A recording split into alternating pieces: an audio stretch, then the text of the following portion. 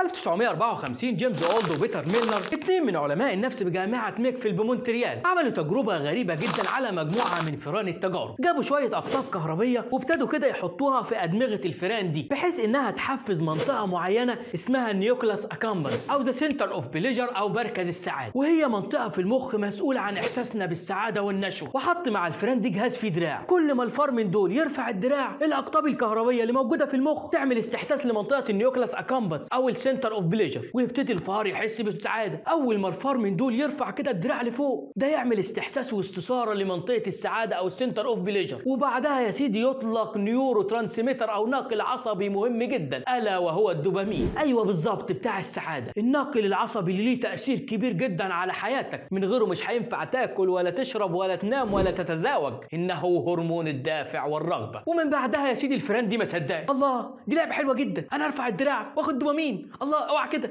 اوعى كده ما ارفع الدراع تاني. وفاضل شويه والفئران تطالب ان كل فار منهم يكون له دراع مخصوص بحيث يديله دوبامين كافي. الفئران نسيوا الاكل ونسيوا الشرب ونسيوا التزاوج، ما بقاش في حاجه تشغلهم غير انهم يرفعوا الدراع عشان يحصلوا على الدوبامين. الفار يبقى مرهق وتعبان وبيقع على ظهره من التعب وبرضه عمال يرفع في الدراع عشان يحصل على الدوبامين. تقول لي ايوه طبعا اكيد الدوبامين ده كان مصدر للسعاده، لكن لو انت قررت كده تبص للموضوع من بعيد او بصوره اعمق شويه هتلاقي الدوبامين ما كانش بس مسؤول عن السعاده، لا الدوبامين كان مسؤول عن الدافع والرغبه. الفئران برغم التعب والارهاق اللي كانوا فيه الدوبامين خلى عندها دافع وشغف انها تكمل. لذلك انا عايزك تطلع من الحلقه دي وانت فار كبير، لا مش فار بتاكل في الذره دي، لا انا عايزك فار بجد برغم كل التعب وكل الحاجات اللي حاطه عليك، لكن برضه انت مكمل في حياتك وبتوصل لنجاح. يقرر بعدها جيمس اولد وبيتر ميلنر انهم يشيلوا الدراع ده من قدام الفئران. هتقول لي اكيد طبعا الفئران كده ابتدت تحس بالحزن والاكتئاب، لكن ده لو انت تفكيرك سطحي شويه، لكن لو فكرت بعمق شويه هتلاقي لا الموضوع كان اكبر من كده بكتير. الفئران فقدت الشغف للحياه يا فوزي، الفئران خلاص ما بقتش عايزه تاكل ولا تنام ولا تتزاوج، الفئران هتنقرض بسبب انهم شايفين ان كل ده ما عادش بيديهم نفس جرعه الدوبامين اللي كانوا بياخدوها الاول. فلما غاب الدوبامين غاب الدافع والرغبه للحياه.